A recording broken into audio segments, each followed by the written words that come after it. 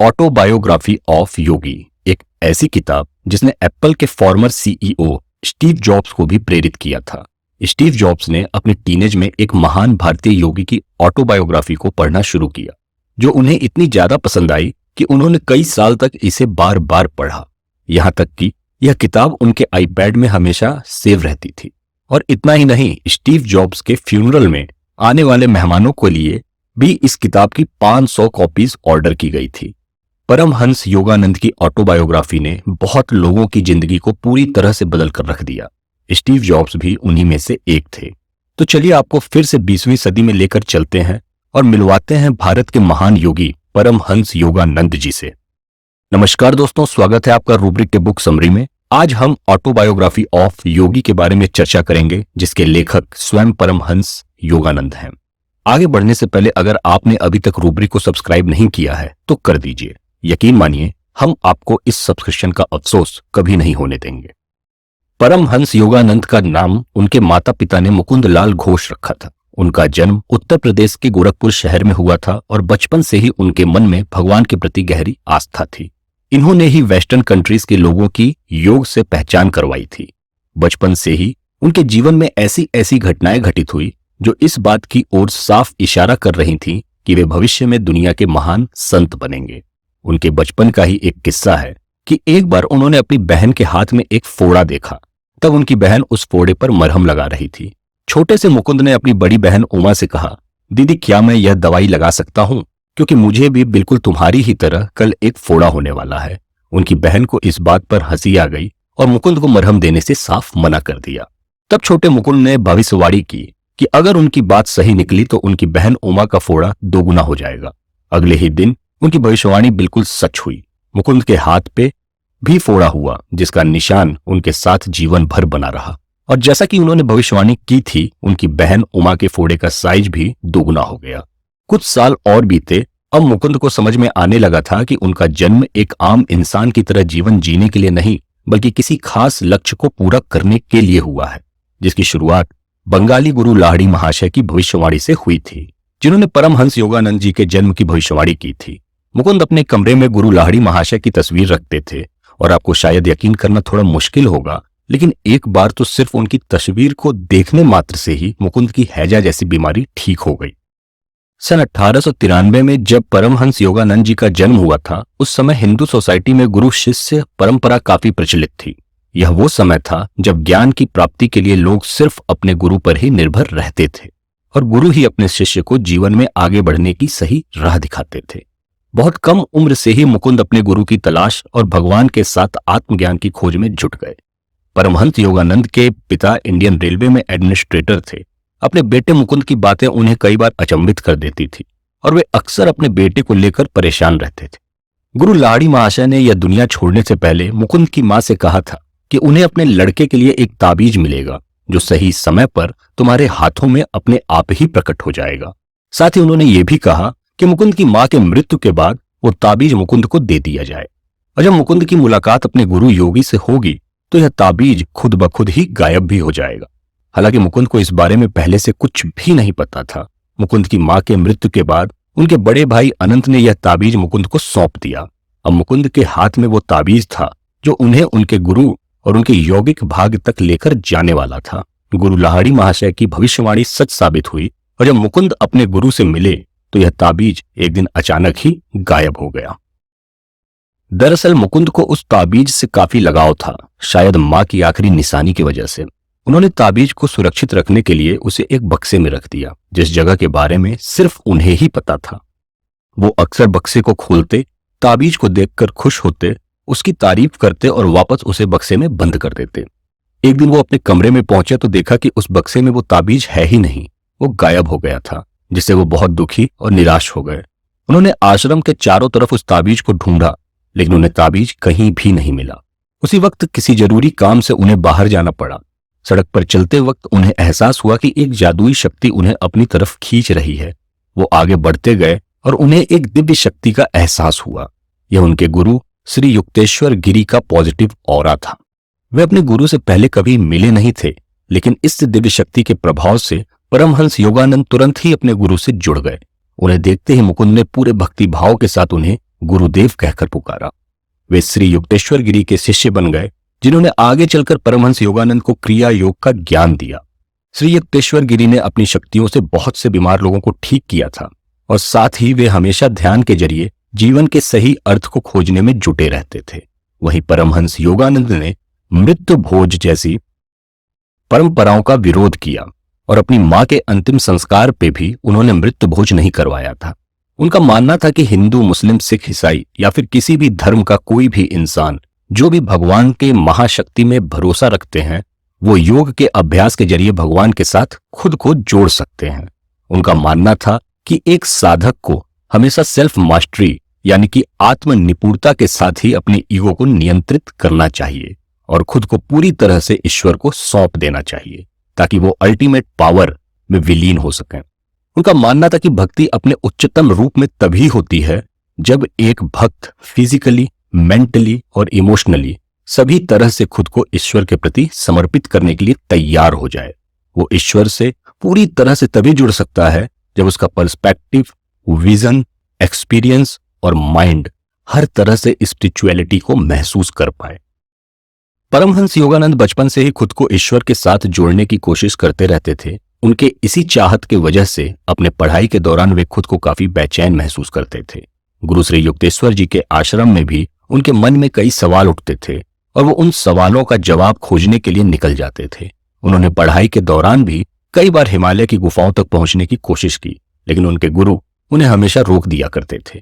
हाँ, इस दौरान उन्होंने कई धार्मिक यात्राएं जरूर की, जिसके जरिए उन्हें बहुत कुछ सीखने, जानने और समझने का मौका भी मिला। ऐसा कहा जा सकता है कि आत्मज्ञान के रास्ते में यह यात्राएं उनके लिए मददगार साबित हुई। आश्रम में अपनी पढ़ाई करते समय उन्होंने एक लक्ष्य निर्धारित किया था कि लॉस एंजल्स के माउंट वाशिंगटन में सेल्फ रियलाइजेशन के फेलोशिप का फ्यूचर हेडक्वार्टर बनाएंगे। अपने गुरु के मार्गदर्शन में कई साल तक ध्यान और तप करने के बाद उन्होंने कोसों दूर अपने दोस्तों से संवाद यानी कि कम्युनिकेशन करने की कला भी सीख ली थी। वे अपने दोस्तों को टेलीपैथिक मैसेजेस आसानी से भेज सकते थे और उसे ट्रांसमिट भी कर सकते थे। उन्होंने अपने गुरु श्री युक्तेश्वर से सेल्फ रियलाइजेशन यानी कि आत्मबोध का तरीका भी सीखा, जो उनके जीवन में काफी महत्वपूर्ण साबित हुआ। सेल्फ रियलाइजेशन यानी सत्य के साथ एकाकार, जिसका मतलब यह है कि जब कोई इंसान अपनी बॉडी, सोल और माइंड के बारे में पूरी तरह से जान लेता है, तब वो पूरी तरह से ईश्वर से जुड़ जाता है और इसके बाद वो हमेशा खुद को ईश्वर से ही जुड़ा हुआ महसूस भी करता है। सेल्फ रियलाइजेशन के लिए सबसे जरूरी है खुद को बेहतर तरीके से समझना और पहचानना। सेल्फ रियलाइजेशन के शक्ति के साथ ही परमहंस योगानंद ने पौधों को समझने, जानवरों के साथ कम्युनिकेशन करने और खराब अंगों को लिविंग सेल्स की मदद से फिर से ठीक करने का काम किया। वो भविष्य देख भी सकते थे और भविष्यवाणी भी कर सकते थे, लेकिन इन सभी चीजों से ऊपर उनके लिए समाधि थी। समाधि आत्मज्ञान का एक उच्च स्तर यानी कि टॉप लेवल होता है, जहां इंसान और ईश्वर के बीच कोई दूरी नहीं रह जाती और इंसान ईश्वर में ही मिल जाता है। उन्होंने हमेशा से ही समाधि की महत्वपूर्णता को समझा और अपने जीवन में इस प्राथमिकता को भी समझा। भगवान के साथ खुद को जोड़कर ही उन्हें सच्ची खुशी मिलती थी। उनके गुरु श्री युक्तेश्वर ने उनकी दीक्षा यानी एजुकेशन को अंतिम रूप दिया। उनकी आश्रम की पढ़ाई पूरी हो चुकी थी। पढ़ाई के दौरान उनके शिष्टाचार और समर्पण के कारण गुरु युक्तेश्वर ने उन्हें अपना नाम स्वयं चुनने का मौका भी दिया, जो वाकई में बहुत बड़ी बात थी। उन्होंने अपना नाम परमानंद चुना, जिसका अर्थ दिव्य आत्मा के साथ मिलन का परम सुख होता है। अपने स्कूल के दिनों में परमहंस योगानंद सब कुछ जानना चाहते थे, स्पिरिचुअलिटी यानी अध्यात्म को गहराई से समझना चाहते थे और उनके इसी चाहत के कारण उनका ध्यान पढ़ाई से हमेशा भटका रहता था। लेकिन फिर भी परीक्षा में उन्होंने हमेशा अच्छे अंक ही हासिल किए। परमहंस योगानंद को लेकर एक किस्सा बहुत प्रचलित है। कलकत्ता यूनिवर्सिटी में अपने फाइनल ईयर के एग्जाम्स के दौरान उन्होंने बस से अपनी सारी किताबें फेंक दी थी और सिर्फ कुछ पन्नों को ही अपने पास रख लिया और उन पैसेजेस को पढ़ने लगे जो फाइनल्स में पूछे जाने वाले थे। स्वामी परमहंस योगानंद ने मेडिटेशन यानी ध्यान के महत्व को समझा और उसे पूरी दुनिया में फैलाया। क्रिया योग को वे ईश्वर से जुड़ने का सबसे बेहतर तरीका मानते थे। योग के मार्ग में कम समय में सफल होने के लिए क्रिया योग की साइंटिफिक टेक्निक को ही सबसे सही माना गया है। क्रिया योग राजयोग की एक ऐसी एडवांस्ड साइंटिफिक टेक्निक है जो हमारी बॉडी में फ्लो होने वाली एनर्जी को सशक्त यानी एम्पावर्ड और पुनर्जीवित कर देती है। क्रिया योग में हार्ट और लंग्स की स्पीड अपने आप ही थोड़ी धीमी हो जाती है, यानी मन और शरीर पर पूरा नियंत्रण हो जाता है, जिससे शरीर में चेतना यानी कॉन्शियसनेस जागृत होती है, जो धीरे धीरे हमारे इनर सोल को जागृत करने का काम करती है। क्रिया योग की प्रैक्टिस से इंसान अल्टीमेट जॉय और हैप्पीनेस को महसूस कर सकता है। क्रिया योग के बारे में खुद परमहंस योगानंद ने कहा था कि यह बिल्कुल मैथ्स की तरह काम करती है और कभी फेल नहीं हो सकती। परमहंस योगानंद की सोच और काम करने का तरीका दोनों ही दूसरों से बिल्कुल अलग था। वे ऑर्गेनाइजेशनल स्ट्रक्चर के साथ काम करना बिल्कुल भी पसंद नहीं करते थे। एक बार परमहंस योगानंद और उनके गुरु श्री युक्तेश्वर गिरी के बीच किसी विषय पर इंटेलेक्चुअल बातचीत हो रही थी। उस समय उनके गुरु ने उनसे पूछा कि परिवार के साथ के बिना अपना बुढ़ापा कैसे निकाला जा सकता है, जिसके जवाब में उन्होंने सेल्फ रियलाइजेशन को ही अपनी असल शक्ति बताया। उस समय उनके गुरु ने उनसे बोला कि नॉलेज को शेयर करना बहुत जरूरी है, और अगर उन्होंने अपना नॉलेज अपने शिष्यों के साथ साझा नहीं किया होता तो वे आज सेल्फ रियलाइजेशन में सक्षम नहीं होते। योगानंद को अपने गुरु की यह बात समझ में आई, जिसके बाद परमहंस योगानंद ने अपने मिशन की शुरुआत उन्होंने कलकत्ता के पास रांची में बॉयज स्कूल शुरू किया। स्कूल में स्टूडेंट्स को स्पिरिचुअल और फिजिकल नॉलेज के साथ लाइफ को हैप्पीली जीने की कला भी सिखाई जाती थी। उन्हें अलग अलग सब्जेक्ट्स के साथ ही मेडिटेशन और योग भी सिखाया जाता था। योगानंद जी का कहना था, मेडिटेशन की हेल्प से स्टूडेंट्स अपने अंदर छिपे सवालों के जवाब स्वयं खोज पाएंगे। उनकी यह सोच कम समय में ही बहुत लोकप्रिय हो गई थी और उन्होंने इस तरह के कई स्कूल खोले। सन 1920 में उन्हें जब बोस्टन में international Congress of religious liberal में भारत को रिप्रेजेंट करने का इनविटेशन मिला, तो वेस्ट में उनके मिशन को पहुंचाने का उनकी भविष्यवाणी और संकल्प दोनों पूरा होते नजर आने लगे। बस एक छोटी सी परेशानी उनके सामने थी, वो यह कि उन्हें इंग्लिश बोलना नहीं आता था। जब अमेरिका ले जाने वाले शिप में उन्होंने अपना पहला भाषण देना शुरू किया तो वे हकलाने लगे। उन्हें हकलाता देख लोग हंसने लगे। उन्होंने खुद को एक और मौका दिया और अपनी दिव्य शक्ति से स्वयं को जोड़ लिया। तब उन्हें अपने गुरु की एक बात याद आई कि भाषा सिर्फ एक माध्यम है, असली शक्ति तो तुम्हारे अंदर है। जाओ, तुम जिस भाषा में योग की शिक्षा दोगे उसे स्वीकार किया जाएगा। आगे चलकर उन्होंने अपने अमर गुरु बाबा लहड़ी महाशय और श्री युक्तेश्वर जी के से मिले ज्ञान का प्रचार प्रसार बोस्टन में किया। बोस्टन में उनका भाषण काफी सफल रहा, जिसके बाद उन्होंने 15 साल तक अलग अलग देशों और जगहों पर लेक्चर दिया और उनकी कई सारी बुक्स पब्लिश्ड भी हुई, जिससे हजारों लोग योग के साथ जुड़े। अब वे लोगों के बीच योगी के नाम से लोकप्रिय हो चुके थे।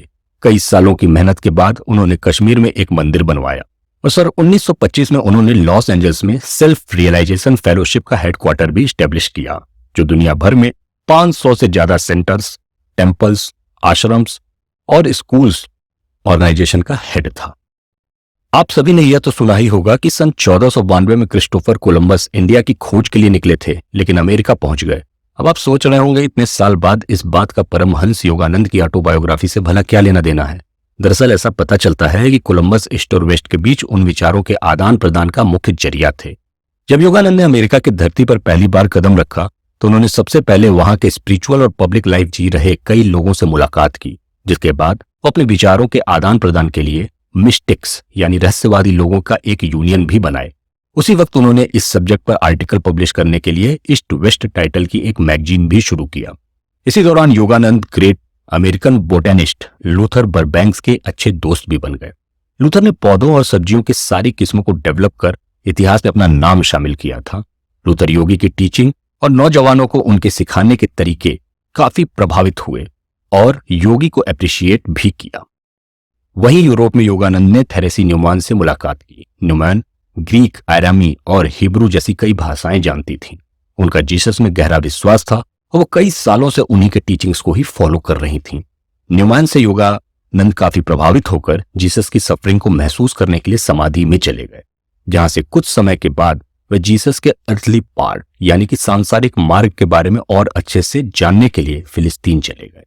भारत वापस आकर योगानंद वर्धा में महात्मा गांधी के आश्रम में उनके मेहमान बने, जहां उन्होंने गांधी जी को क्रिया योग सिखाया और इस बारे में उनसे लंबी चर्चा की। इसके अलावा इंडिया के कास्ट सिस्टम के बारे में महात्मा गांधी से बात करते हुए योगानंद ने तर्क दिया था कि इस सिस्टम को एक आइडियल सोसाइटी बनाने के लिए लाया गया था, जिसमें हर इंसान अपनी नेचुरल कैपेसिटी से काम कर सके। लेकिन जब यह सारे लाभ जन्म और विरासत के समय दिए जाने लगे तो यह सिस्टम पूरी तरह से ध्वस्त हो गया। सन 1938 में योगानंद वापस अमेरिका गए। उन्हें यह देखकर बहुत खुशी हुई कि उनके फॉलोअर्स ने सीक्रेटली एनसीनेटाज शहर में समुद्री तट पर एक बहुत ही सुंदर आश्रम बनाया है, जो इस बात को साबित करता है कि अब योगी की लोकप्रियता पूरी दुनिया में फैल चुकी थी और क्रिया योग का महत्व लोग अच्छे से समझने लगे थे। परमहंस योगानंद का लक्ष्य क्रिया योग के संदेश को पश्चिम देशों तक लेकर जाना था, जिसे उन्होंने सफलता के साथ पूरा किया। उम्मीद है कि आपको यह रूब्रिक की समरी पसंद आई होगी। आपको यह किताब एक बार जरूर पढ़नी चाहिए। आप यह किताब फ्लिपकार्ट या अमेजॉन से खरीद सकते हैं। इसी तरह के सेल्फ हेल्पिंग ऑडियो बुक को सुनने के लिए रूब्रिक को लाइक और सब्सक्राइब कीजिए। धन्यवाद और नमस्कार।